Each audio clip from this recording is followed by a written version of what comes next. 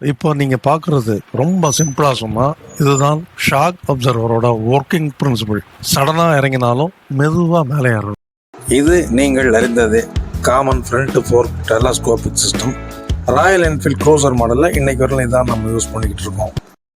பெரும்பாலான நவீன பின்புற ஷாக்கள் டெலஸ்கோபிக் ஹைட்ராலிக் டேப்பர்ஸ்களாகும். க்ரூசர் மாடல்களில் பெரும்பாலுமே ட்வின் ஷாக்ஸ் தான் யூஸ் பண்ணுறாங்க. கேஸ் டேம்ப் நைட்ரஜன் மற்றவிடை பிறகு பார்க்கலாம். இந்த நிகழ்வில் உள்ள இயற்பியலின் விளக்கம் இங்கே.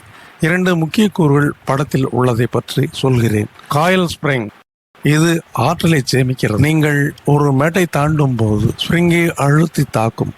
இருப்பினும் அப்போது அந்த ஸ்ப்ரிங் மட்டும் முன்னும் பின்னுமாக குதித்து ஆற்றலை வெளியிடும்.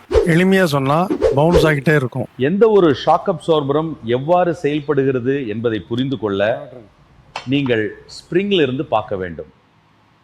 இதுல முக்கியமான தகவல், ஸ்ப்ரிங் எடையை தாங்கும். அதே வேளையில உள்ள இருக்கும் டேம்பர் தான் பைக்கிற்கு ஒரு பெரிய உதவி செய்யுது. கனமான தூக்குதலை செய்கிறது. அதாவது ரிட்டர்ன் ப்ரெஷரே சொல்றேன். இப்படி எடுத்துக்குவோம். ஒரு பந்தை நம்ம தூக்கி அடிச்சு செவுத்துல பட்டு ரிட்டர்ன் சேம் ஸ்பீட்ல ஆகும் அல்வா, அப்படி எடுத்துக்குவோம்.